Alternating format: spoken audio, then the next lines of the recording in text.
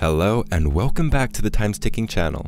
My name is Jake for those of you who are new, and today I'm going to be discussing a topic that comes up quite often when referring to a watch or clock repair and maintenance, which is, should I send my timepiece to the people who made it, or use an independent repair center? Well, of course, we are an independent timepiece repair company, so today I'm going to be doing my best to give my true and honest opinions about why you should use an independent repair company over the big guys. So without further ado, let's run the intro and get right into it.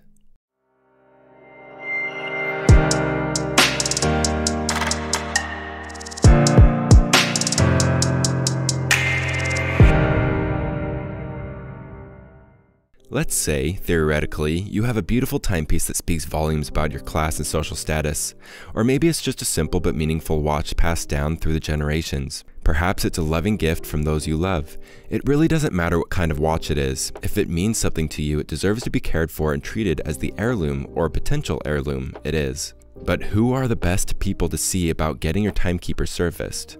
You could send it to the people that made it. They're pretty reliable, right? Or you could go to the independent repair center. Those folks know just as much as the big names like Rolex and Seiko and often know how to deal with odd or unusual cases. Here are just a few perks of using an independent watch or clock repair service to keep your timepiece doing what it was designed for.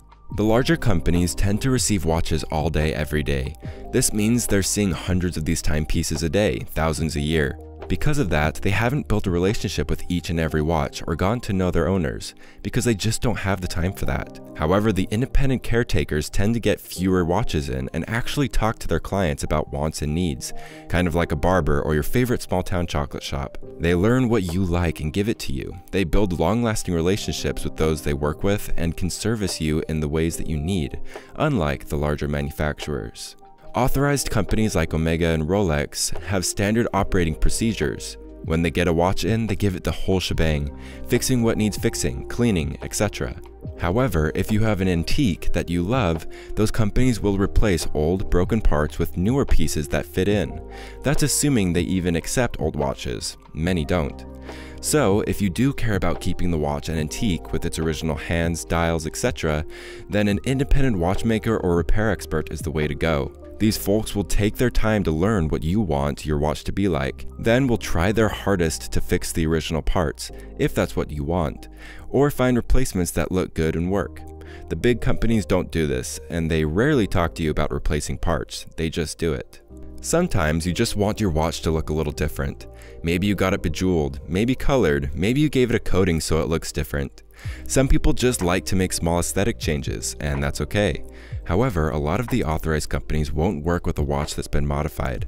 Kind of like when your dad tries to fix your car. It's no longer under warranty because he made changes. However, an independent team will work with almost any watch, no matter the changes made. So, if you want to make changes to your beloved wrist clock, but have been afraid to do so, fear no longer, someone will be willing to work on it. Getting your watch serviced is a necessity. As with white teeth, the longer you go without doing anything, the worse off it gets. However, some people don't want to spend the big bucks to get their device worked on, which will then cause the problems to build up and become even more expensive. A lot of these costs with the larger authorized centers add up based on how many times it passes from one worker to the next. However, with the independents, it's typically just one or two people working on the same watch. So not only do they know exactly what's going on, labor costs will be cheaper. They can also give the same quality work, or even better. While spending money is a necessity with watch servicing, and putting it off makes it even worse, it'll be a lot easier with an independent than a big company. If you're worried about that big interview coming up, or perhaps that date you've been planning for the past month and you want to look your best, you probably want to get your watch back from the manufacturer in time. There's a line. It's long and winding. No pun intended. As was said earlier, those groups get hundreds of watches a day. If all of them aren't finished in the one day they get them, there will be a pileup. Sending yours that way will just add to that. If you send it to a smaller, independent worker, there will be fewer watches waiting in line, and there won't be gaps of time between so many different people working on it. Overall, there are several reasons why you'd want to send your watches into a smaller qualified workshop instead of a larger company.